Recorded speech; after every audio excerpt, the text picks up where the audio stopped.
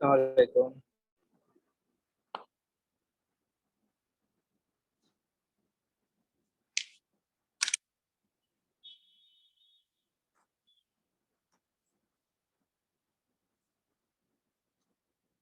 अच्छा, last class में हम स्पेसिमेन पेपर कर रहे थे, राइट?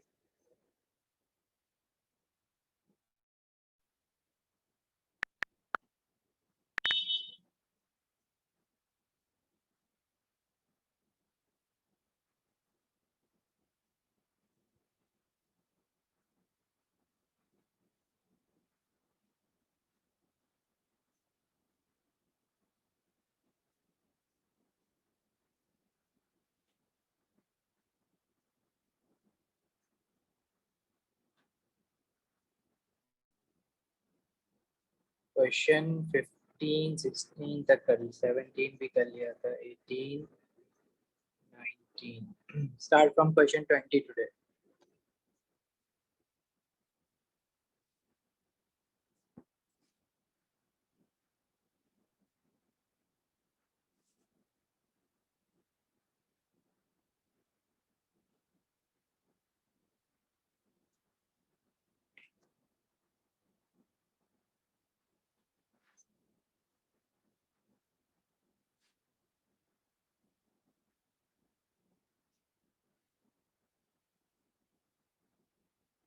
चलो अभी आंसर बता रहे हो क्वेश्चन 20 का।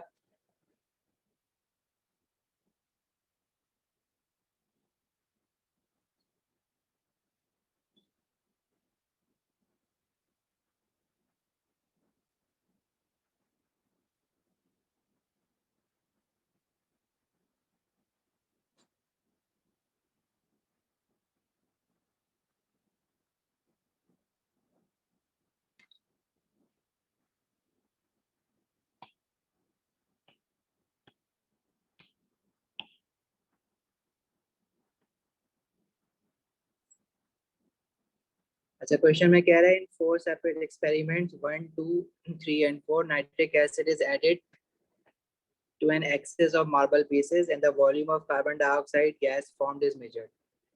In all 4 experiments, the same volume of nitric acid is used.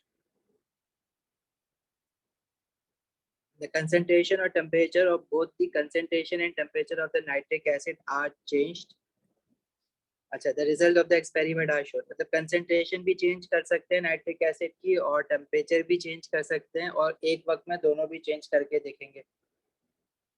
ठीक है, तो which statement is correct?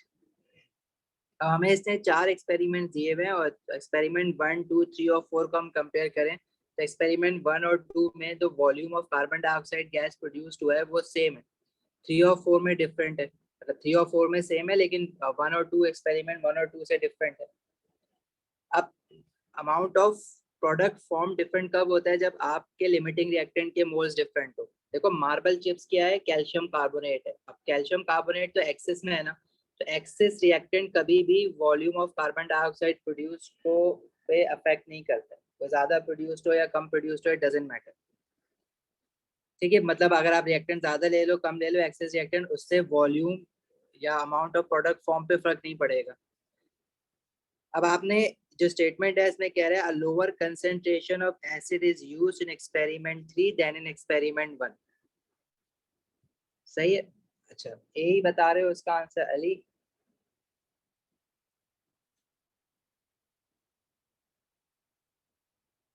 देखो भाई, अगर आपने फॉर एग्जांपल कंसेंट्रेशन कम की है तो कंसेंट्रेशन कम करने से अगर आपने वॉल्यूम वही रखा हुआ है ना और सिर्फ कंसेंट्रेशन चेंज की है, देखो वॉल्यूम के बारे में उसने क्या क्या है कि नाइट्रिक एसिड का सेम वॉल्यूम लिया है। तो जब भी आप कंसेंट्रेशन कम करोगे और वॉल्यूम सेम रहेगा तो नंबर ऑफ मोल्स पे फर्क आ जाएगा ना। देखो कंसेंट्रेशन कम की है तो मोल्स क्या होते हैं, कंसेंट्रेशन इनटू वॉल्यूम। वॉल्यूम तो आपने वही रखा हुआ है सारे नाइट्रिक है सारे एक्सपेरिमेंट्स में, बस कंसेंट्रेशन कम करोगे तो number of moles of nitric acid कम हो जाएंगे। और जब नंबर ऑफ मोल्स कम हो जाएंगे तो जो अमाउंट ऑफ प्रोडक्ट फॉर्म हुआ है वो भी कम हो जाएगा। तो लोअर कंसेंट्रेशन लिए एक्सपेरिमेंट 3 में, तो एक्सपेरिमेंट 3 में लेसर कार्बन डाइऑक्साइड प्रोड्यूस्ड होगी as compare to experiment 1। Experiment 1 में more carbon dioxide gas produced होगी। ठीक है, दूसरी बात, lower concentration of acid use करने से और क्या फर्क पड़ेगा? कंसेंट्रेशन कम करने से रेट ऑफ अ रिएक्शन भी कम हो जाता है। तो जो एक्सपेरिमेंट 3 का जो ग्राफ है, जो या कर्व है, वो लेस स्टीपर होगा। अगर मैं ग्रेडियंट की बात करूं तो एक्सपेरिमेंट 1 को और एक्सपेरिमेंट 3 को कंपेयर कर रहे हैं ना, तो एक्सपेरिमेंट 1 का ग्रेडियंट ज्यादा है। इसका मतलब है कि एक्सपेरिमेंट 1 फास्टर है एज कम्पेयर टू एक्सपेरिमेंट 3, और एक्सपेरिमेंट 3 में amount of product come produced हुआ है। ये सारी बातें किस वजह से हो रही हैं? क्योंकि कंसेंट्रेशन कम होने से रेट भी कम होगा, और नंबर ऑफ मोल्स कम होंगे तो volume of carbon dioxide produce वो भी कम हो जाएगा। तो ए बिल्कुल सही है, सारी बातें सही हैं इसमें। अगर चाहो तो बी को भी कंपेयर कर लो कि बी में क्या प्रॉब्लम है। ऑप्शन बी में कह रहा है experiment 4 is faster than experiment 3। अगर 4 फास्टर होता तो उसका ग्रेडियंट ज्यादा होता ना, लेकिन यहाँ पे तो 4 का ग्रेडियंट एक्सपेरिमेंट 3 से कम है। एक्सपेरिमेंट 3 का अगर देखो कर्व तो वो मोर स्टीपर है। It means experiment 3 is faster and experiment 4 is slower then experiment 3। यहाँ पे जो इसने बात लिख दी है ये गलत हो गई ग्राफ देख के, तो बी तो वैसे ही नहीं हो सकता। सी में कह रहा है the acid use in experiment 2 is of lower concentration than in experiment 1। अच्छा जी, अब देखो अगर एसिड लोअर कंसेंट्रेशन का होगा तो एक्सपेरिमेंट 2 जो होगा वो स्लोअर होगा, मतलब उसका ग्रेडियंट कम होगा। वो बात तो सही है, एक्सपेरिमेंट 2 का जो ग्रेडियंट है वो तो कम है, लेकिन कंसेंट्रेशन कम करने से मोल्स भी कम होंगे, और जब मोल्स कम करोगे तो जो volume of carbon dioxide gas produced हो रहा है वो भी कम होना चाहिए था ना।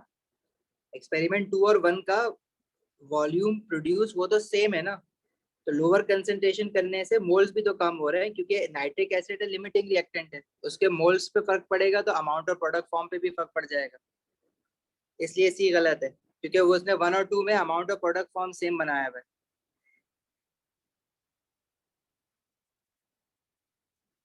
ऑप्शन डी में कह रहे थे temperature of the acid is same in experiment 1 and 2। तो टेम्परेचर अगर सेम होता तो देखो क्या पता, अब ग्रेडियंट सेम होना जरूरी इसलिए नहीं है क्योंकि दो फैक्टर्स भी तो चेंज कर रहा है ना। वो कह रहा है मैं कंसेंट्रेशन भी चेंज कर सकता हूँ।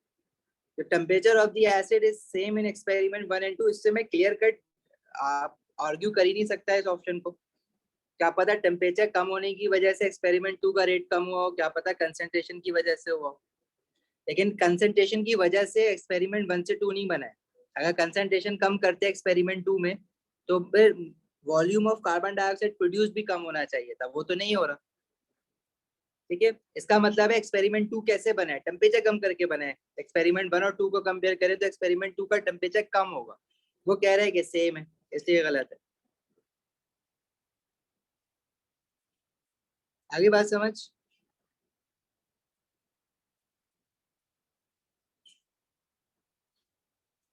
आगे बढ़े।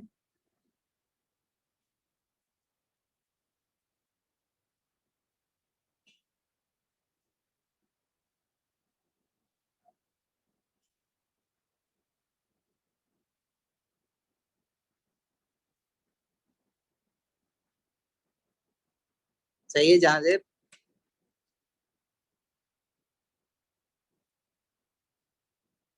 देखो पार्ट ए में उसने कहा है कि experiment lower concentration of acid is used in experiment 3। Experiment 3 और एक्सपेरिमेंट 1 को उसने कंपेयर किया है, 3 एंड 1 को। तो एक्सपेरिमेंट 3 में कह रहा है कंसेंट्रेशन कम है तो मोल्स भी कम होंगे। मोल्स कम होंगे तो वॉल्यूम जो प्रोड्यूस हो रहा है कार्बन डाइऑक्साइड का वो लेसर होगा एज कम्पेयर टू एक्सपेरिमेंट 1। और कंसेंट्रेशन कम होने की वजह से रेट भी तो कम हो जाएगा ना, क्योंकि concentration is a factor that can affect the rate of a reaction.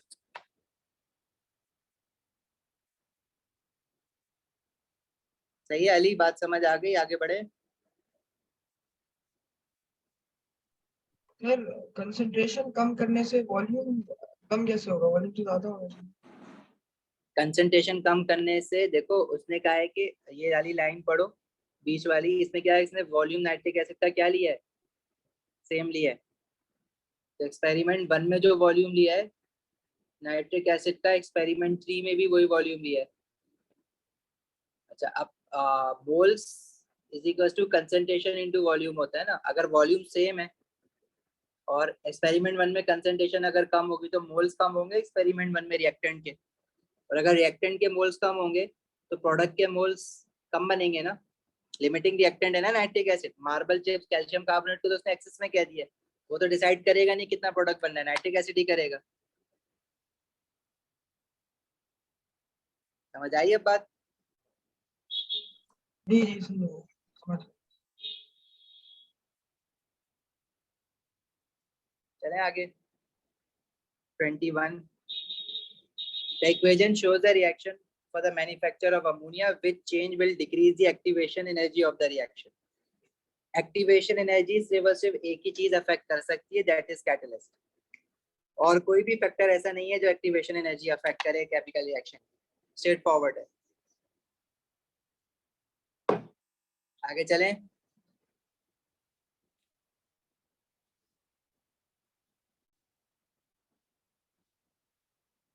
Reversible reaction is shown. Bismuth chloride BI bismuth होता है। बहरहाल ये जो रिवर्सिबल रिएक्शन दिया हुआ है, विच changes increases the mass of the precipitate form. तो प्रेसिपिटेट कौन सा है इसमें? BiOCl, क्योंकि इसका देखो ये सॉलिड दिया हुआ है ना, तो इट मींस ये प्रेसिपिटेट है, PPT है।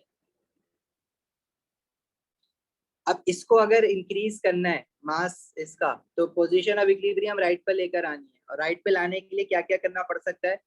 कह रहा है adding more water. Water reactant side पर है ना, अगर लेफ्ट हैंड साइड पे आप इंक्रीज करोगे रिएक्टेंट को, तो position of equilibrium will shift towards right hand side and more product is form.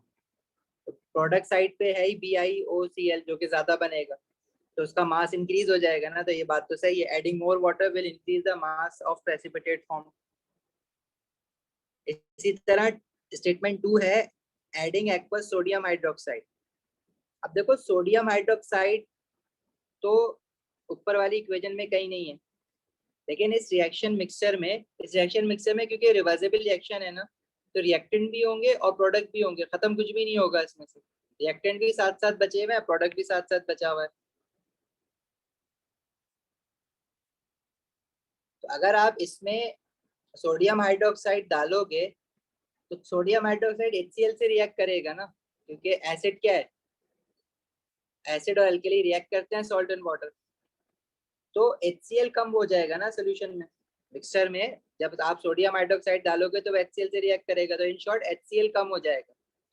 तो जब प्रोडक्ट कम होता है तो position of equilibrium again right hand side पे शिफ्ट होता है ना। सोडियम हाइड्रोक्साइड डालने से position of equilibrium will shift towards right hand side.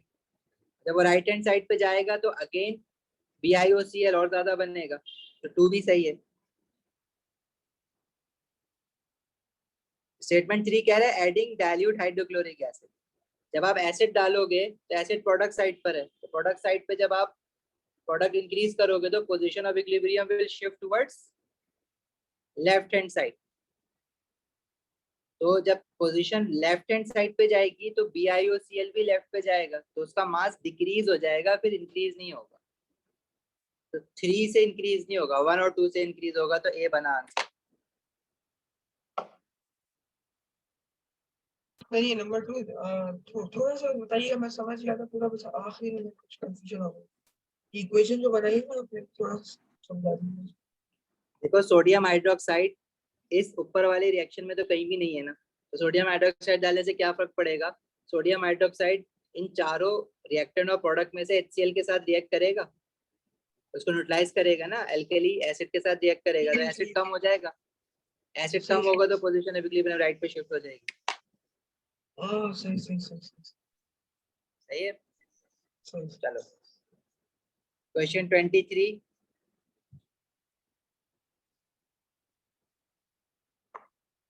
Answer बताओ जल्दी से। Sulphur trioxide is produced by reversible reaction which change in condition will produce greater amount of sulfur trioxide। मतलब position of equilibrium आपको right hand side पे लाना है ज्यादा SO3 बनाने के लिए। अब इसके कितने फैक्टर्स है देखो, factors affecting position of equilibrium वो 3 होते हैं बस। Factors affecting rate of a reaction अलग है, factors affecting position of equilibrium अलग है।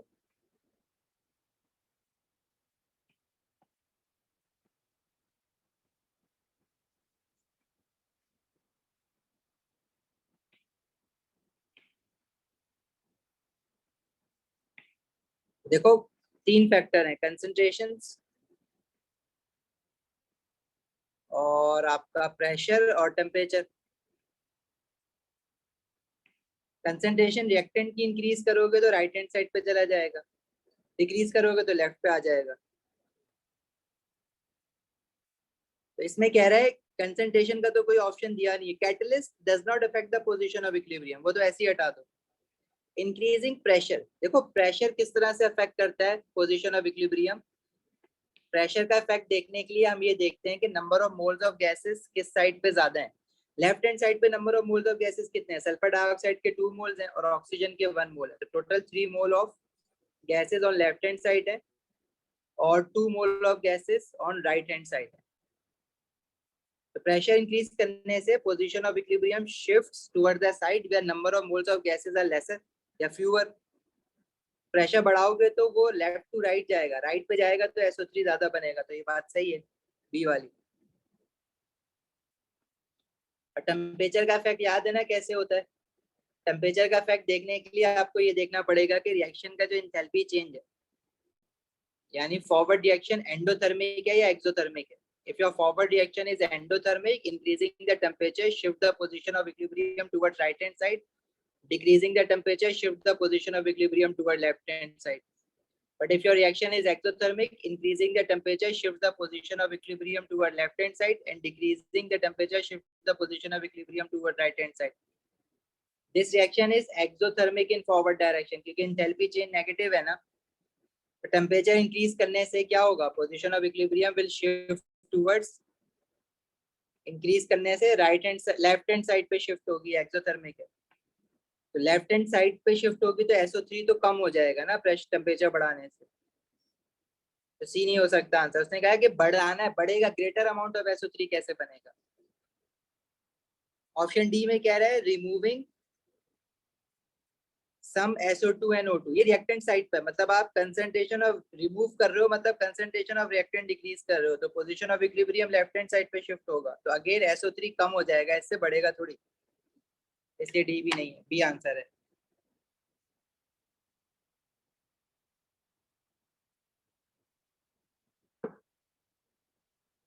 आगे बात समझ, आगे बढ़े।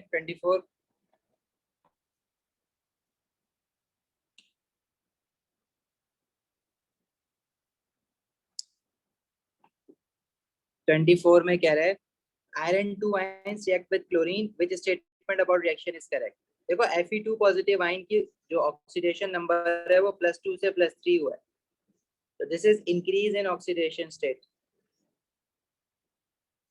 राइट। तो Fe2 positive ion Fe3 positive ion में कन्वर्ट हुआ है by losing 1 electron, this has been oxidised. Fe2 positive ion क्या हुआ? ऑक्सीडाइज्ड हुआ है ना। और क्लोरीन जो है वो Cl2 से उसकी ऑक्सीडेशन स्टेट 0 है और वो Cl-1 बना है, उसने इलेक्ट्रॉन गेन करें, Cl2 रिड्यूस्ड हुआ है। अब बताओ आंसर क्या होना चाहिए?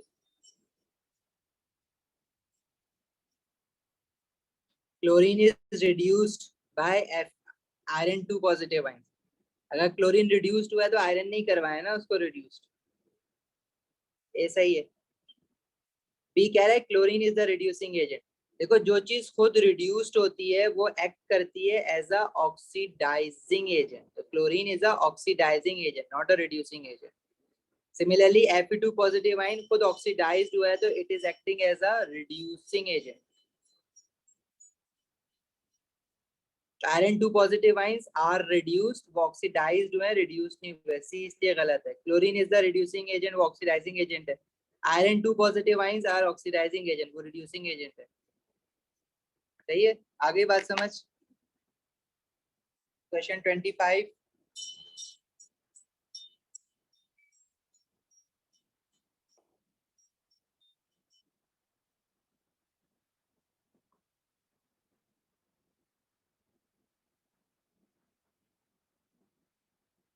which reaction involve oxidation and reduction? The chlorine gas reacting with aqueous potassium iodide.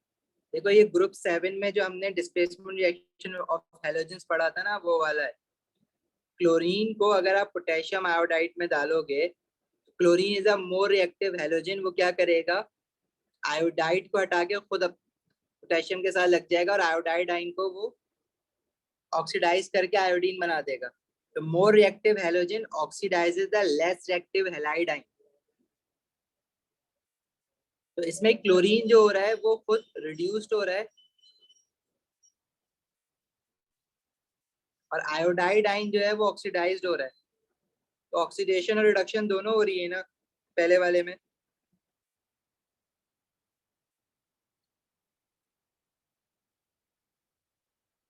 फिर कह रहा है dilute sulphuric acid reacting with magnesium. देखो भाई मैग्नीशियम मेटल Mg, उसको जब आप सल्फ्यूरिक एसिड के साथ रिएक्ट करवाते हो तो सॉल्ट एंड हाइड्रोजन गैस बनेगा, magnesium sulphate and hydrogen gas. Redox, देखो जिस रिएक्शन में ऑक्सीडेशन और रिडक्शन दोनों हो रही है उसका क्या मतलब है, वो रिएक्शन क्या है, रिडॉक्स रिएक्शन है। और रिडॉक्स रिएक्शन को पहचानने की क्या हमारे पास टेक्निक है कि इक्वेशन के लेफ्ट या राइट या दोनों जगह कोई चीज एलिमेंटल फॉर्म में होनी चाहिए।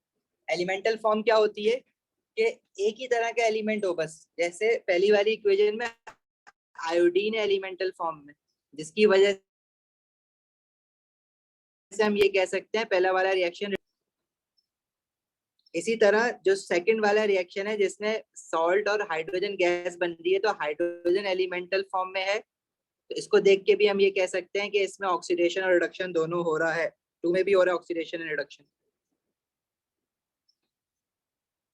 तीसरा वाला स्टेटमेंट है dilute hydrochloric acid reacting with sodium hydroxide. अब हाइड्रोक्लोरिक एसिड एसिड है, सोडियम हाइड्रोक्साइड एल्कली है। एसिड और एल्कली जब रिएक्ट करते हैं तो सॉल्ट बनेगा, सोडियम क्लोराइड और वाटर बनेगा। क्या इस रिएक्शन में कोई चीज एलिमेंटल फॉर्म में बन रही है, सब कंपाउंड है, कोई भी चीज एलिमेंटल फॉर्म में नहीं है। मतलब 3 is not a redox reaction, सिर्फ 1 एंड 2 रिडॉक्स रिएक्शन है, तो उन्हीं में ऑक्सीडेशन और रिडक्शन दोनों हो रहा है। तो इस हिसाब से आंसर क्या हो जाएगा, बी। सर जो हम ये एलिमेंटल फॉर्म का देखते हैं हम प्रोडक्ट साइड और रिएक्टेंट दोनों साइड जगह दोनों। नहीं, किसी एक जगह भी हो तो चल जाएगा। ओके ओके ठीक है, रिएक्टेंट साइड पे हो या प्रोडक्ट साइड पे हो या बेशक दोनों जगह हो, किसी एक जगह भी है तो वो भी रिडॉक्स है। सही है।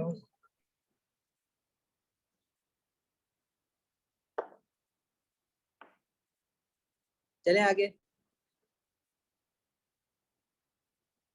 क्वेश्चन 26 में कह रहा है which statement about weak acid is correct. तो ये तो बहुत आसान सा क्वेश्चन है। वीक एसिड क्या होते हैं, दैट डिसोसिएट्स और ionizes partially in aqueous solution. तो ये तो स्ट्रेट फॉरवर्ड है। 27 पे आ जाओ। A colorless solution of pH 13 is tested separately with methyl orange. अब pH 13 है तो ये क्या होगा, एल्कली। मिथाइल ऑरेंज इंडिकेटर है एंड थाइमोल्फिथलीन भी इंडिकेटर है।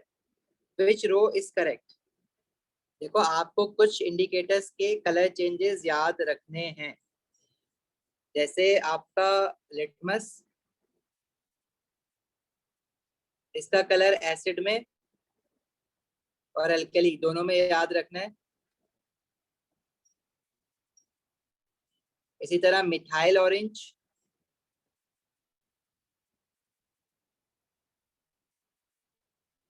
इसका कलर एसिड और अल्कली में याद रखना है। और तीसरा इंडिकेटर थाइमोल्फिथलीन, ये 3 याद रखना है आपको।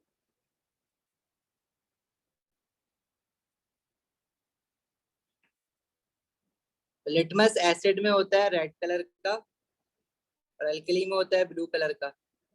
मिथाइल एसिड में होता है रेड कलर का और अल्कली में होता है येलो कलर का। थाइमोल्फिथलीन एसिड में कलर होता है उसका कलरलेस और अल्कली में उसका कलर देखो ब्लू भी होता है, ब्लू की जगह वायलेट भी लिखा हुआ हो सकता है और पिंक भी लिखा हुआ हो सकता है। तो ये सारे ध्यान में रखना थाइमोल्फिथलीन के लिए। सर जी एक ये थ्योरी पेपर में जो हुआ था केमिस्ट्री का, उसमें एक सवाल आया था कि एल्कली का थाइमोल्फिथलीन में कलर क्या होता है, मैंने लिखा पिंक, क्या वो सही है? हाँ, एक्सेप्टेबल है क्योंकि सिलेबस में ये पहली बार डाला है और इन्होंने आपको कलर उसका सिलेबस में बताया नहीं है। अगर आप इंटरनेट पे सर्च करोगे या बुक्स में सर्च करोगे तो कुछ जगहों पे आपको ब्लू मिलेगा, कुछ जगहों पे वायलेट मिलेगा, कुछ जगहों पे पर्पल भी है और पिंक भी है। मतलब अगर सॉल्यूशन में एक ड्रॉप इंडिकेटर डाल रहे हो आप और अल्कली आपके पास है, तो कलर फिर ब्लू नहीं दिखता, लाइट ब्लू दिखता है, या लाइट ब्लू जो है ना वो या तो वायलेट का शेड दिखेगा, या अगर बहुत ही ज्यादा लाइट है तो वो पिंक कलर का शेड दिखेगा आपको। ठीक है। अच्छा, तो आप खुद से, क्योंकि देखो स्पेसिमेन पेपर का मकसद ही यही है देने का उनको कि जो नई चीजें हैं उनके बारे में बता दें। अब इसमें उसने ब्लू कलर बताया हुआ है यहाँ पे, तो आप ब्लू याद रखो। थाइमोल फिथिलीन का अल्कली में कलर ब्लू है, एसिड में कलरलेस है। और मिथाइल ऑरेंज का अल्कली में कलर येलो है और एसिड में रेड है। तो ये येलो हो जाएगा मिथाइल, क्योंकि अल्कली है ना, ये अल्कली में मिथाइल ऑरेंज येलो देगा और आपका थाइमोल फिथिलीन ब्लू देगा, तो सी हो जाएगा इसका आंसर।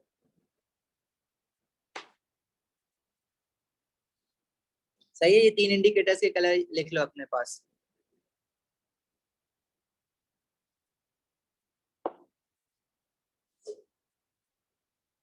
आगे बढ़े।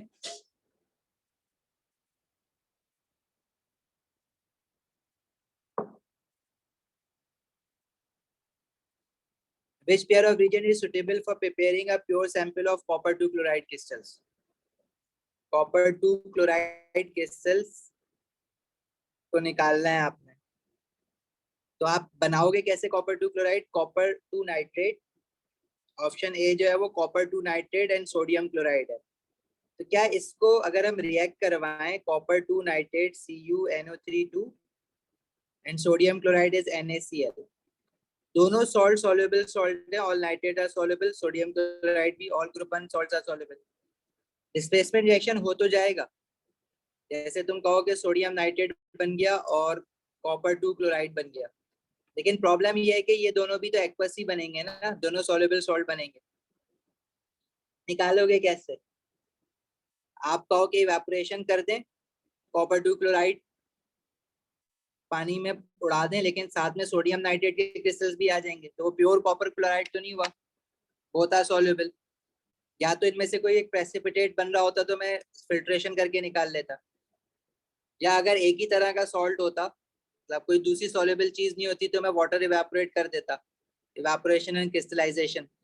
तो यहाँ पे ना तो इवेपोरेशन एंड क्रिस्टलाइजेशन पॉसिबल है, ना फिल्ट्रेशन प्रेसिपिटेशन वाला मेथड पॉसिबल है। तो ए से आप बना तो सकते हो सॉल्ट, निकाल नहीं, सेपरेट नहीं कर सकते, तो वो पूरा प्रोसेस तो नहीं किया ना, प्रिपेयर तो नहीं कर सके ना कॉपर 2 क्लोराइड सॉल्ट को, ए नहीं हो सकता।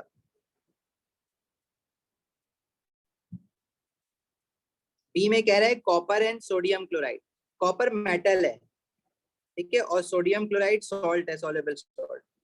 अब डिस्प्लेसमेंट रिएक्शन हो सकता है, लेकिन प्रॉब्लम ये है कि कॉपर जो है वो लेस रिएक्टिव है सोडियम से, तो मोर रिएक्टिव मेटल डिस्प्लेस करता है ना लेस रिएक्टिव मेटल को, तो कॉपर जाके सोडियम को तो नहीं हटा के उसको रिड्यूस कर सकता, ये रिएक्शन ही नहीं होगा।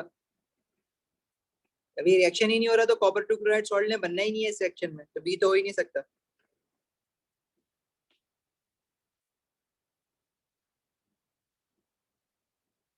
सी कह रहा है कॉपर एंड एसिड, यस ये रिएक्ट करेगा, कॉपर सॉलिड है, कॉपर मेटल और एसिड एक्वस है। अब कॉपर मेटल एसिड के साथ रिएक्ट करता है, सॉल्ट एंड वाटर बनाता है, लेकिन प्रॉब्लम ये है कि हमने ये देखा है कि डाइल्यूट एसिड के साथ कॉपर रिएक्ट नहीं करता। वो मेटल्स की जो रिएक्टिविटी सीरीज है उसमें हमने reaction of metal with steam and water and reaction of metal with dilute acid पढ़ा है ना। तो कॉपर सिल्वर गोल्ड प्लेटिनियम ये लोग तो रिएक्ट ही नहीं करते डाइल्यूट एसिड के साथ। लेड के नीचे जितने भी मेटल्स हैं, copper silver gold platinum, they do not react with acids, तो कॉपर एसिड के साथ रिएक्ट ही नहीं करेगा। अगर ये कंसंट्रेटेड एसिड होता ना तो ये फिर रिएक्ट कर जाता, लेकिन डाइल्यूट एसिड के साथ copper silver gold platinum they do not react, तो सी भी गलत है, हो ही नहीं सकता। लास्ट ऑप्शन ही बचा है हमारे पास, कॉपर 2 ऑक्साइड है, metal oxide, all metal oxide are water insoluble except for group 1 metal oxide. अब कॉपर तो ग्रुप 1 का मेटल नहीं है ना, तो कॉपर 2 ऑक्साइड तो एसिड के साथ रिएक्ट नहीं करेगा,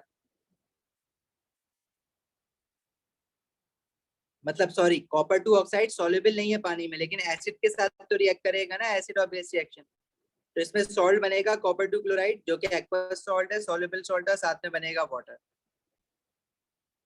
अब इसमें हम करते क्या है, हम लोग कॉपर टू ऑक्साइड जो है वो इनसॉल्युबल बेस है तो हम एक्सेस में डालेंगे ताकि सारा का सारा एसिड रिएक्ट होके खत्म हो जाए, और जो रिमेनिंग कॉपर टू ऑक्साइड होगा उसको फिल्ट्रेशन करके बाहर निकाल देंगे। Remove excess metal oxide by filtration, now you will be left with solution of copper two chloride into water. फिर आपके पास जो प्रोडक्ट में चीज है सिर्फ ये रह जाएगी। और फिर इसमें से पानी में से कॉपर टू क्लोराइड के क्रिस्टल्स कैसे निकालोगे, पहले आप इवेपोरेशन करके पानी को उड़ा दोगे और उसके बाद आप क्या करोगे, सैचुरेटेड सोल्यूशन तक हीट करने के बाद उसकी क्रिस्टलाइजेशन कर लोगे और फिर उसको wash with organic solvent and dry it in oven, तो डी से बन सकता है।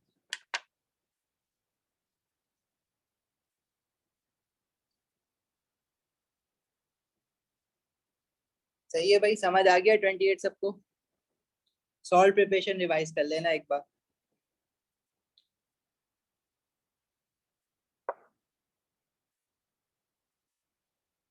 क्वेश्चन 29 में कह रहा है element x forms an oxide of formula X2O5. In which group of the periodic table is X likely to be found? जी, सी ग्रुप 5। देखो अगर ग्रुप 2 का कोई मेटल होता तो उस पर चार्ज होता +2, ऑक्सीजन होता है -2, तो ये फॉर्मूला बनता है XO। ग्रुप 3 का होता तो चार्ज होता +3, ऑक्साइड -2, तो ये फॉर्मूला बनता है X2O3। जैसे एल्यूमिनियम ऑक्साइड बनता है ना Al2O3, और ग्रुप 2 का मेटल जैसे मैग्नीशियम MgO, तो ए और बी तो नहीं हो सकता। ग्रुप 8 नोबेल गैस है, वो तो रिएक्ट ही नहीं करता ना किसी चीज के साथ, उसका तो ऑक्टेट कंप्लीट होता है, तो डी भी नहीं हो सकता, तो बचा क्या, सी। अब ये आयनिक कंपाउंड नहीं बनेगा, ग्रुप 5 नॉन मेटल है, तो नॉन मेटल और ऑक्सीजन भी नॉन मेटल है, तो ये कोवलेंट बॉन्डिंग है, इनमें आयनिक बॉन्डिंग नहीं है। अब इनकी बॉन्डिंग किस तरह से है वो तो नहीं बनानी, लेकिन ये बचा हमारे पास आंसर ग्रुप 5। मैं ये नहीं कह रहा कि एक्स का चार्ज +5 है, क्योंकि फिर आप कहोगे ये तो आयनिक कंपाउंड हुआ, इस तरह से तो नहीं बनता, ये तो ग्रुप 5 नॉन मेटल है, ऑक्सीजन भी नॉन मेटल है, तो इसको हम इस तरह से नहीं देखेंगे। लेकिन हमें ये पता है कि ग्रुप 1 के साथ नहीं हो सकता, ग्रुप 2 के साथ नहीं हो सकता, ग्रुप 8 के साथ नहीं हो सकता, तो भी ग्रुप 5 ही बचा। सही है, जहां से बात समझ आई। अगर मैं इसको यूं लिख दूं X+5 और O-2, तो आप कहोगे हाँ फॉर्मूला बन रहा है X2O5, लेकिन एक सवाल ये उठेगा कि ये तो आयनिक बॉन्ड बनाया है, X ग्रुप 5 का है तो नॉन मेटल है, ऑक्सीजन नॉन मेटल है, और नॉन मेटल आयनिक कंपाउंड कहाँ बनाते हैं, तो कोवलेंट बॉन्डिंग करते हैं, ये तो formula making of ionic compound है। समझ आई बात? जहां से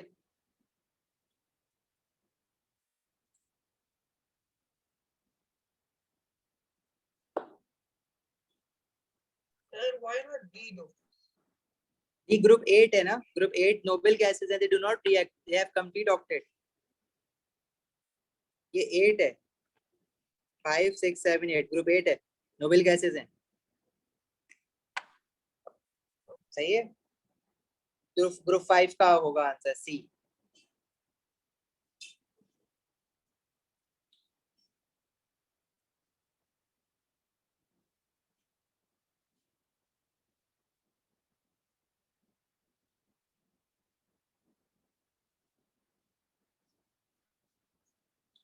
देखो मैं इस तरह से क्यों नहीं बता रहा उसको कि भाई ऑक्सीजन +5 है, ऑक्सीजन सॉरी -2 है, ग्रुप 5 का है तो +5 होगा, तो फिर आप सवाल ये नहीं पूछोगे कि ग्रुप 5 के एलिमेंट से +5 चार्ज कब से आने लग गया। ग्रुप 5 जैसे फास्फोरस और नाइट्रोजन है उन पे तो -3 चार्ज आता है। ये कोवलेंट बॉन्ड है, तो कोवलेंट बॉन्ड की फॉर्मूला मेकिंग हमें नहीं आती। जैसे वाटर है तो H2O, हम लोग चार्जेस से थोड़ी बनाते हैं H2O, कार्बन डाइऑक्साइड के चार्जेस से बनाते हो नहीं, तो आपको ये एलिमिनेट करके निकालना है आंसर। A B D नहीं हो सकता, तो C बचा हमारे पास।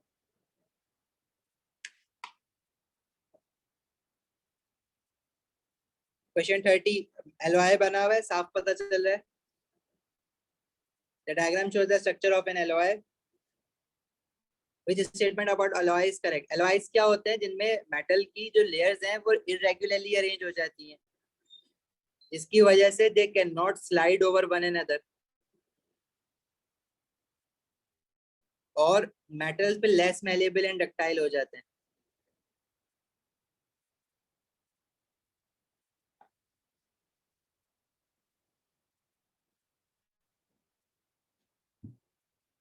तो alloys can only be formed by mixing copper or iron with other metals. alloy की definition क्या है? Alloy is a mixture that can be formed by mixing two metals or more than two metals, और metal with a non metal भी हो सकता है। तो सिर्फ कॉपर और आयरन के तो एलॉय नहीं होता ना, ब्रास जो है उसमें कॉपर और जिंक डालते हैं, ये भी तो एक एलॉय बनता है। आयरन के भी एलॉयज होते हैं और भी मेटल्स के एलॉयज होते हैं, तो ये गलत हो गया। Carbon and iron are the only two elements in stainless steel.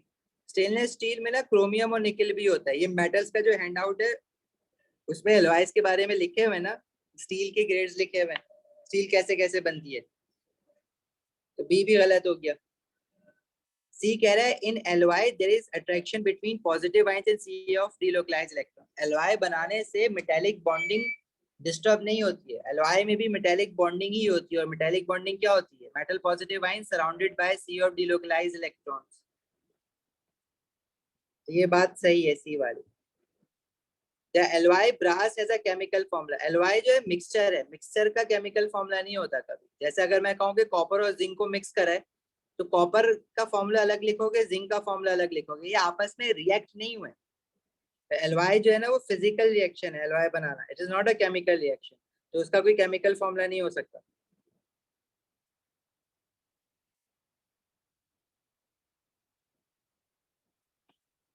Question 31, which compound has the lowest percentage by mass of nitrogen. या आपको निकालना पड़ेगा एक एक करके। जैसे ऑप्शन ए जो है, इसमें नाइट्रोजन कितने हैं? We have 2 nitrogen. नाइट्रोजन का एटॉमिक मास है 14, 2 into 14, उसका एमआर दिया हुआ है 60 मल्टीप्लाई बाय 100। इसी तरह जो ऑप्शन बी है उसमें नाइट्रोजन कितने हैं? उसमें भी 2 हैं, तो 2 into 14 नाइट्रोजन का atomic mass divide by MR दिया हुआ है, इस फॉर्मूले का 132। इसी तरह जो ऑप्शन सी है उसमें नाइट्रोजन 3 है, तो 3 into 14 डिवाइडेड बाय 149 into 100। और जो ऑप्शन डी है उसमें नाइट्रोजन जो है वो 2 है, तो 2 into 14 डिवाइडेड बाय 80 into 100। तो लोवेस्ट परसेंटेज किस में आएगी वो बस निकाल के आपको आंसर बताना है। किस में आ रहा है? ए आ रहा है अली 31 का, या बी आ रहा है?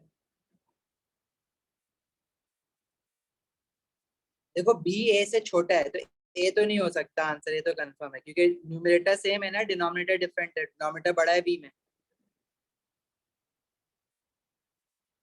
अरे मुर्तजा क्या कर रहे हो, गलत क्यों निकाल रहे हो भाई?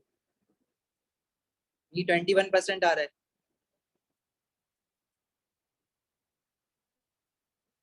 ए बी और डी में देखो सब में न्यूमरेटर सेम है, डिनोमिनेटर ए बी और डी में सबसे बड़ा 132 है, तो ए बी और डी में बी तो लोवेस्ट होगा, ये तो मुझे बगैर सॉल्व करे दिख रहा है ना। बस सी और सी निकाल के देख लो, बी निकाल के देख लो।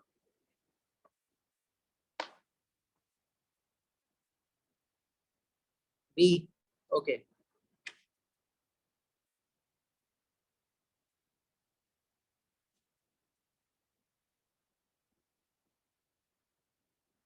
चलें आगे बढ़े।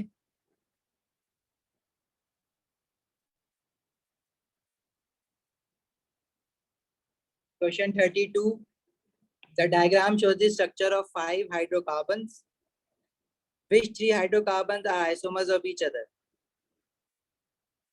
देखो फर्स्ट हाइड्रोकार्बन सारे एल्केन्स है क्योंकि सब में कार्बन कार्बन सिंगल बॉन्ड है। पहले वाले में वी हैव 5 कार्बन एटम्स, तो ये 2 5 10 11 12।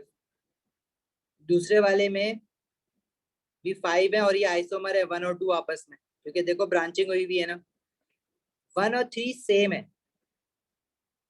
क्योंकि इसमें जो कार्बन है उसकी जो फर्स्ट कार्बन है उस वो तो कभी भी, याद है वो चेन की एग्जांपल हम देखते थे कि 1 जो है वो कभी भी रोटेट होकर सीधा हो सकता है, स्ट्रेट चेन ही है ये तो। 4 एक आइसोमर है जिसमें देखो ब्रांच हुई हुई है, सेकंड कार्बन पे ब्रांच है, तो वो तो स्ट्रेट चेन नहीं बन सकता ना दोबारा से। सर ये अपना 1 क्या बोलते हैं, 1 2 में 5 कार्बन है और 4। 3 में 4 कार्बन है ना। अच्छा 3 में 4 कार्बन है, सॉरी ठीक कह रहे हो। तो 3 तो वैसे भी नहीं हो सकता ना आइसोमर की। 3 और 5 आपस में हो सकते हैं आइसोमर। हाँ 3 और 1 नहीं हो सकता। अब इन्होंने देखो ऑप्शन जो दिए हुए ना उसको पढ़ पढ़ के निकालो। ए दिया हुआ है 1 2 एंड 4। तो 1 और 2 आइसोमर है एक दूसरे के, और 4 भी आइसोमर है। 1 मतलब वो भी एक 5 कार्बन एटम वाला ही है।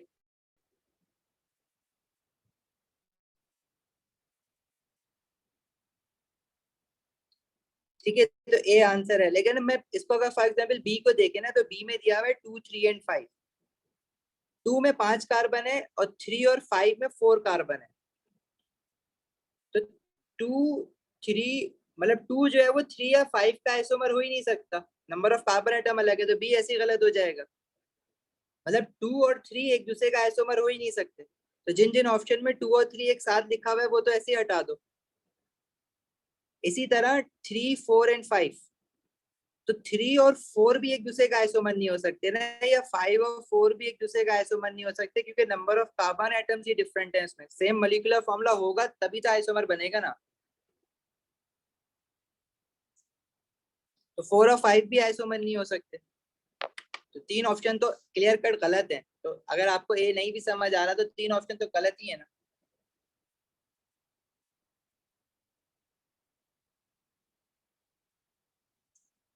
सही है।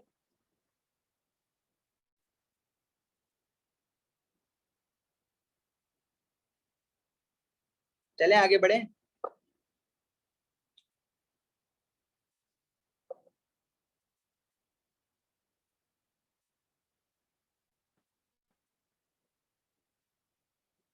क्वेश्चन 33 में देखो, फ्यूल्स के चैप्टर में वो फ्रैक्शनेटिंग कॉलम बना हुआ है, उसमें जितने भी फ्रैक्शंस हैं वो ऑर्डर में आपको याद रखने हैं, उनके यूजेस भी याद रखने हैं। जो फ्रैक्शन सबसे ऊपर कलेक्ट होता है उसका बॉइलिंग पॉइंट लोवेस्ट होता है, this has the lowest boiling point. और यू जो है वो हाईएस्ट बॉइलिंग पॉइंट है। ठीक है, क्योंकि सबसे हैवीएस्ट फ्रैक्शन यू है जो सबसे नीचे कलेक्ट होता है। याद है ना किस तरह से सेपरेशन होती है। Different fractions are separated on the basis of difference in their boiling points. तो बॉइलिंग पॉइंट जो सबसे ऊपर फ्रैक्शन होगा लोवेस्ट होगा, सबसे नीचे फ्रैक्शन हाईएस्ट होगा। तो वो कह रहा है बॉइलिंग पॉइंट ऑफ आर और average molecular mass of R. अब देखो जिसका बॉइलिंग पॉइंट ज्यादा होगा उसका एमआर भी सबसे बड़ा होगा। लोएस्ट बॉइलिंग पॉइंट होगा उसका एमआर भी सबसे लोवेस्ट होगा।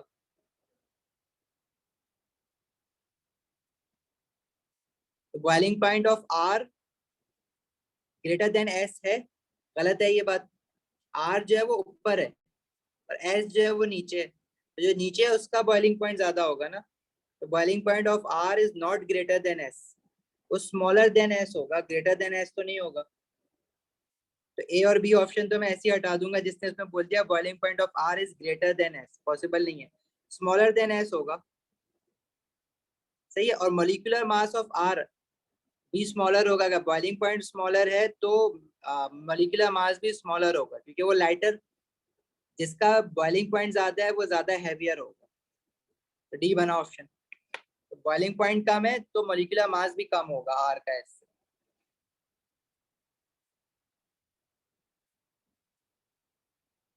क्लियर है, आगे बढ़े।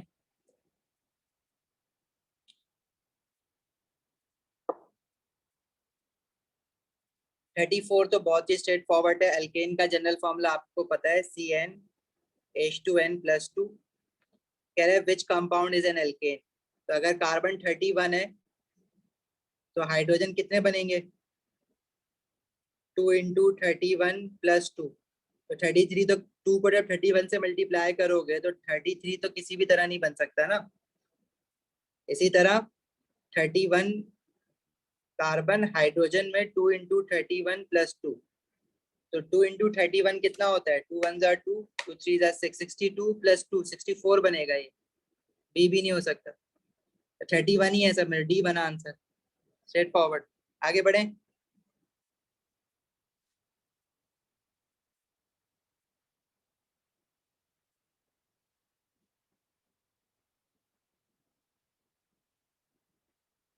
क्वेश्चन 35 कह रहा है विच रो करेक्टली डिस्क्राइब्स एल्कीन्स। एल्कीन्स क्या होता है? कार्बन कार्बन डबल बॉन्ड, और उनको हम कहते हैं unsaturated hydrocarbons. Carbon carbon single bond को हम कहते हैं सैचुरेटेड हाइड्रोकार्बन्स। अब वो कह रहा है कि एल्कीन के बारे में बताना है, तो एल्कीन अनसैचुरेटेड है, तो ए और बी तो ऐसे ही गलत हो गया। अच्छा, एल्कीन के रिएक्शंस क्या है? ब्रोमीन के साथ रिएक्ट करता है, वाटर के साथ रिएक्ट करता है, hydration of alkenes to form alcohols, bromination में जिसमें ब्रोमीन डीकलराइज हो जाती है, टेस्ट फॉर एल्कीन्स के तौर पे भी जो यूज होता है। तो bromine result with shaken with aqueous bromine, तो ब्रोमीन जब डालोगे तो वो ऑरेंज से कलरलेस हो जाती है ना, तो एक्वस ब्रोमीन इज डीकलराइज्ड, डी हो जाएगा। ठीक है भाई, आगे बढ़े, आसान सा ये भी। 36 carboxylic acid with the molecular formula C4H8O2 reacts with alcohol with the molecular formula C3H8O। Acid और अल्कोहल जब रिएक्ट करते हैं तो एस्टर बनता है। अब कार्बोक्सिलिक एसिड 4 कार्बन वाला है और अल्कोहल 3 कार्बन वाला है। What is the formula of the ester? तो जब दोनों अल्कोहल और एस्टर मिलते हैं तो कार्बोक्सिलिक एसिड जो होगा आपका 4 कार्बन वाला, वो ब्यूटेनोइक एसिड है। और जब वो 3 कार्बन वाले अल्कोहल के साथ यानी प्रोपेनॉल के साथ रिएक्ट करेगा, ये एस्टर बनेगा ना। समझ आई बात? 4 कार्बन 1 2 3 4 कार्बोक्सिलिक फंक्शनल ग्रुप, जिसकी वजह से यहाँ पे एस्टर आ गया। और फिर 3 कार्बन वाला अल्कोहल भी। मुर्तजा, कार्बोक्सिलिक एसिड 4 कार्बन वाला है ना, तो COO से पहले 4 कार्बन होना जरूरी है, क्योंकि पीछे COO से पीछे वाला पार्ट एसिड से आता है। अभी तो 3 ए में तो 3 कार्बन वाला एसिड शो कर रहा है, ये गलत। बी में सी में सही है, 4 कार्बन वाला एसिड शो कर रहा है, लेकिन अल्कोहल जो है वो कितने कार्बन वाला शो कर रहा है? 4 कार्बन वाला। अल्कोहल तो 3 कार्बन वाला है, इसलिए सी गलत है। डी में अगेन 3 कार्बन वाला एसिड शो कर रहा है, इसलिए डी गलत है।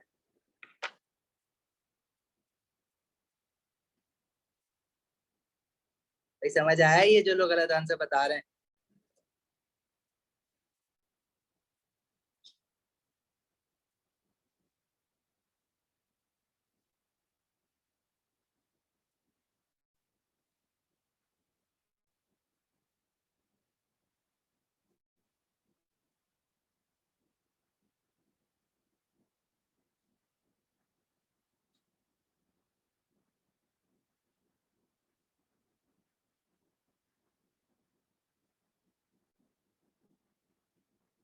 आगे बढ़े।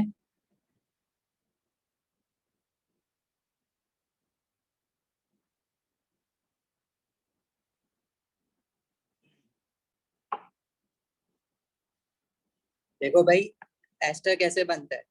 कार्बोक्सिलिक एसिड और अल्कोहल से। कार्बोक्सिलिक एसिड का मॉलिक्यूलर फॉर्मूला दिया हुआ है C4H8O2। तो 4 कार्बन वाला कार्बोक्सिलिक एसिड है ना, तो 4 कार्बन वाला कार्बोक्सिलिक एसिड क्या होता है? Butanoic acid. ब्यूटेनोइक एसिड का फॉर्मूला कैसे लिखते हो? C3, जब एसिड का फॉर्मूला बनाते हो तो एसिड का जनरल फॉर्मूला होता है CnH2n+1 COOH। तो N की जगह पे आप 3 रखोगे, क्योंकि एक कार्बन आपने COOH में लेकर आ गए हो, ये हो जाएगा C3H7COOH। और अल्कोहल 3 कार्बन वाला है, विच इज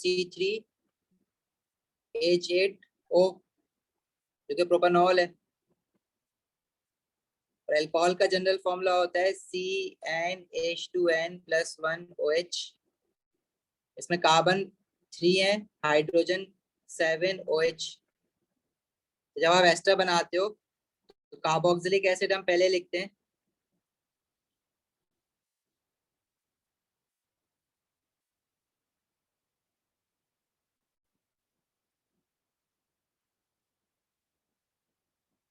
और फिर आ जाता है आपका अल्कोहल 1 2 3 OH। और एस्टर जब बनता है तो वाटर एलिमिनेट होता है, जैसे कार्बोक्सिलिक का H निकल गया, अल्कोहल का OH निकलेगा, ये लोग आपस में ज्वाइन हो जाएंगे। तो जैसे CH3 CH2 पे C, carbon double bonded oxygen O, और फिर ये ऑक्सीजन जाके इस कार्बन के साथ ज्वाइन होगा CH2 फिर जो CO वाला पार्ट है, इसके पीछे जो भी चीज होती है वो हमेशा एसिड से आती है। सर आप और इसके CO लिए के सर आप इसके लिए ब्यूटेनिक एसिड का जो OH है वो लेके और प्रोपेनॉल का सिर्फ H लेके वो भी तो कर सकते हैं। हाँ, एक ही बात होती है, वो भी कर सकते हैं। सही है किंजा, समझ आ गया? आगे बढ़े।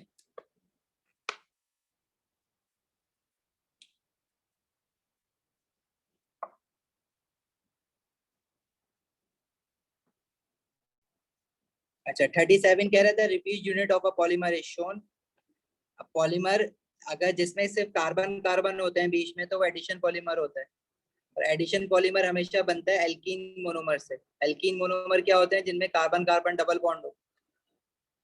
मतलब आप ये कंटिन्यूटी बॉन्ड जो बनाए हुए ना साइड्स पे, ये हटा दो, बाकी सारी चीज वैसे ही रखो, और इन दो कार्बन के बीच में आप डबल बॉन्ड लगा दो, ये मोनोमर बन जाएगा। बस इन्होंने जो मोनोमर दिया हुआ है ना, उन्होंने क्या करा है, देखो डी तो नहीं हो सकता, क्योंकि डी में हमारे पास जो मोनोमर बनेगा उसमें एक कार्बन पे CH3 और हाइड्रोजन है, और दूसरे कार्बन पे Cl और Br है। तो Cl और Br दोनों एक ही कार्बन पे है, तो डी में तो उन्होंने अलग अलग कार्बन पे कर दी, तो डी तो नहीं है। सी में भी यही हरकत की उन्होंने, Cl और ब्रोमीन अलग अलग कार्बन पे कर दिए। बी में भी यही किया है उन्होंने, Cl और ब्रोमीन अलग अलग कार्बन पे कर दिए। ए सही है। सर तो बस ए में बेसिकली उन्होंने हम हॉरिजॉन्टली चेंज नहीं कर सकते, वर्टिकली चेंज कर सकते। हाँ, कार्बन की पोजीशन चेंज नहीं कर सकते हो, उसी कार्बन पे ऊपर नीचे आगे पीछे कर सकते हो, कार्बन की पोजीशन चेंज नहीं कर सकते। तो उन्होंने हाइड्रोजन को ऊपर लिख दिया, CH3 को नीचे लिख दिया, है तो उसी कार्बन पे ना, तो कोई फर्क नहीं पड़ेगा उससे।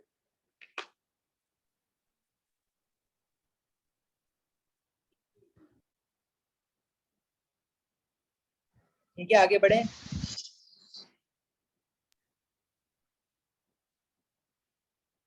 बिल्कुल ऐसा ही है। क्वेश्चन 38। क्वेश्चन 38 में कह रहा है when heated magnesium reacts with oxygen in the air to form magnesium oxide and a white powder. Okay, magnesium oxide को व्हाइट पाउडर कह रहा है वो। स्टूडेंट इन्वेस्टिग मतलब क्या कह रहा है, मैग्नीशियम को ऑक्सीजन के साथ रिएक्ट करवाए, मैग्नीशियम ऑक्साइड बनाए। A student investigate the change in mass that occurs during this reaction. The student is given a balance, mass balance की बात कर रहा है, and 3 sets of apparatus as shown. Metal thongs वो कैंची जैसा होता है जो मेटल को पकड़ने के लिए यूज कर रहे हैं। उसको मेटल को उठा के उन्होंने एक ट्यूब में रख दिया, उस ट्यूब में एयर जा रही है, एयर में से क्या आएगी? ऑक्सीजन, और वो मैग्नीशियम के साथ रिएक्ट करेगी। सारी की सारी ऑक्सीजन तो रिएक्ट नहीं करे, क्या पता कुछ ऑक्सीजन जो है वो बाहर भी निकल सकती है, क्या पता सारी की सारी ऑक्सीजन रिएक्ट कर जाए, सिर्फ और सिर्फ एयर में और भी तो गैसेस हैं वो बाहर आ जाएंगी। उसके बाद आपने क्या करा, क्योंकि ये गर्म हो रहा होगा ना, आपने हीट करा है मेटल को, तो उसको मेटल थॉन्ग से पकड़ के वो क्रूसिबल में डाल के हीट कर रहा है और मजीद। कह रहे which set of apparatus are suitable for this investigation.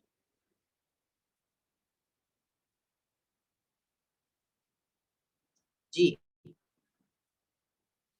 देखो, जो पहला एक्सपेरिमेंट है वन, मतलब वन में जो स्टेप है, अभी तो मेटल रिबिन जो है, मैग्नीशियम का जो मेटल का टुकड़ा है वो तो ठंडा था ना, उसको क्या मेटल टोंग से पकड़ने की जरूरत थी, या डायरेक्ट हाथ से पकड़ सकते हो? हीट करने से पहले तो हाथ से पकड़ सकते हो ना, तो मेटल टोंग से पकड़ने की ऐसा जरूरत तो नहीं है।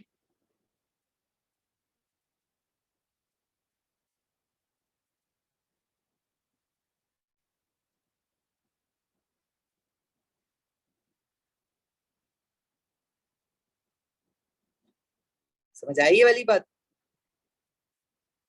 अच्छा, अब देखो, वन वाला तो हमारे पास जरूरत नहीं थी, लेकिन जो टू वाला है उसमें तो हीट करा है, वो तो सही है वाला apparatus, वो इस तरह से हम कर सकते हैं। एक्सपेरिमेंट 3 में क्रूसिबल लिया है, क्रूसिबल में डाल के मैग्नीशियम मेटल को हीट करा है। अच्छा, इसमें भी क्या मेटल टोंग्स की जरूरत है? देखो हाँ, क्रूसिबल जो है ना वो आपका हीट अप हो जाता है, गर्म हो जाता है, उसका जो लिड है, तो वो आप जाहिर है हाथ से पकड़ोगे तो हाथ जलेगा आपका। तो 3 वाले में जितनी भी चीजें बनी हुई है ना वो सही है, 2 वाले में भी सही है, तो 2 एंड 3 दोनों सही है। 1 अकेला जरूरत नहीं थी। हाँ, क्या कह रहे हो? बर्निंग मैग्नीशियम, वो कह रहा है कि बर्निंग है ना, तो मेटल टोंग से तो पकड़ना चाहिए। हाँ मतलब 1 वाले में तो जब बर्निंग नहीं, बर्निंग मैग्नीशियम, अच्छा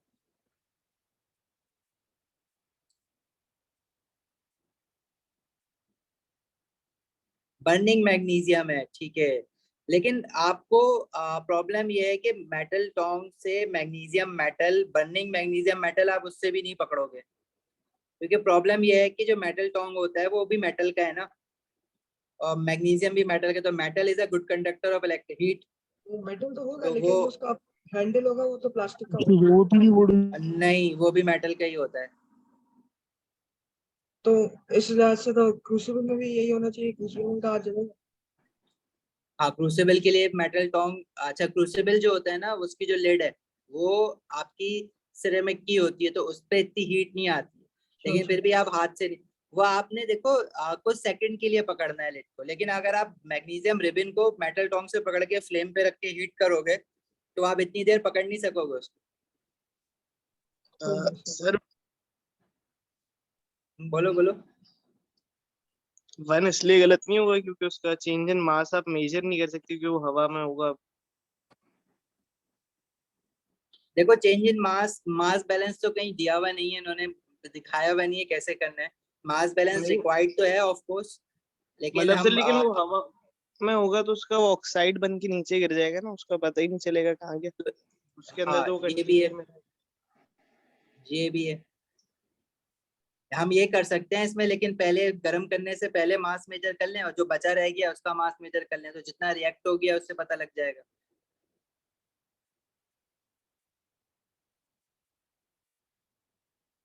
ठीक है, लेकिन 1 वाली वो पॉसिबिलिटी बन नहीं रही है, उसने ना स्पेसिफिकली लिखा है मेटल टोंग, अगर वो नहीं लिखता मेटल से टोंग्स लिखता तो वो जो अली कह रहे हैं ना बात के, वो प्लास्टिक का हैंडल होगा तो वैसा भी होता है, लेकिन अभी इसने लिखा हुआ पूरा मेटल टोंग है तो मतलब वो आपका हाथ जलेगा।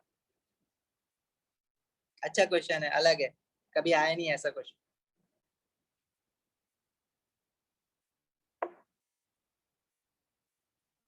Question 39, a student uses paper chromatography to find RF value for Fe3 positive ion.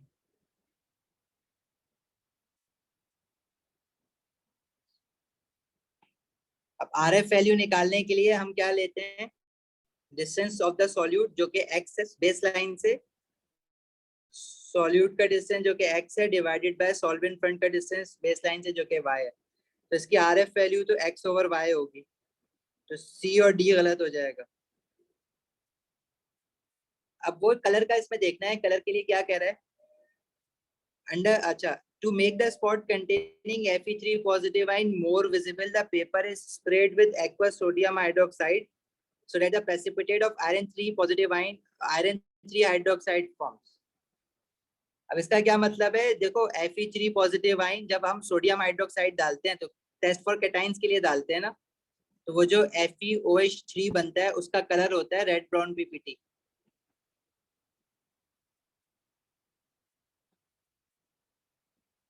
तो वो रेड ब्राउन पीपीटी दिखेगा हमें, बी हो जाएगा आंसर।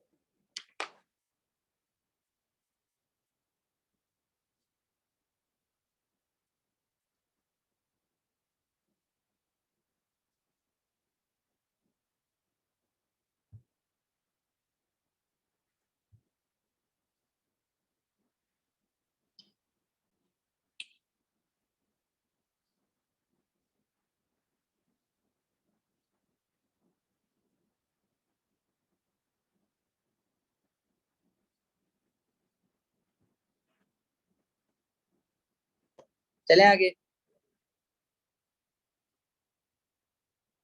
ग्रीन जो है वो Fe2 पॉजिटिव आयन का होता है, Fe3 पॉजिटिव आयन का रेड ब्राउन होता है। यहाँ Fe3 पॉजिटिव आयन है, Fe2 नहीं Fe3 है।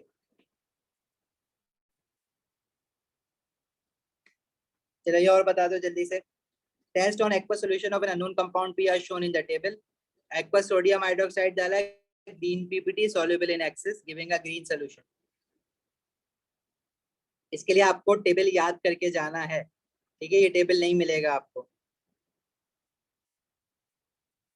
अच्छा, ग्रीन PPT देखो आपका Fe2 पॉजिटिव आयन का भी आता है और क्रोमियम का भी आता है।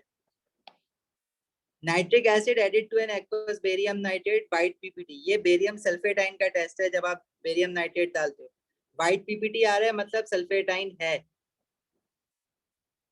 Nitric acid and aqueous silver nitrate no PPT, मतलब कोई हैलाइड सिल्वर नाइट्रेट हम जब डालते हैं टेस्ट करने के लिए क्लोराइड, ब्रोमाइड या आयोडाइड को, सिल्वर नाइट्रेट के साथ कोई PPT नहीं आ रहा, मतलब ना तो क्लोराइड है उसमें, ना ब्रोमाइड है, ना आयोडाइड है।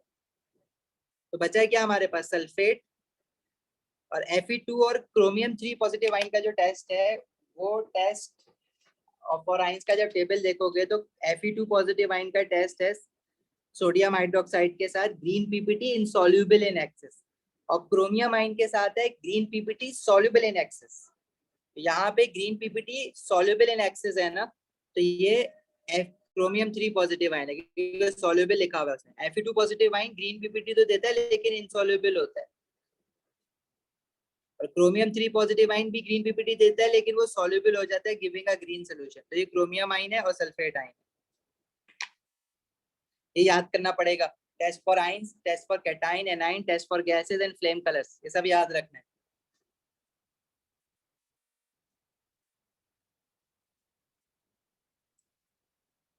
ठीक है, जा सकते हो अभी आप लोग। हाफिज।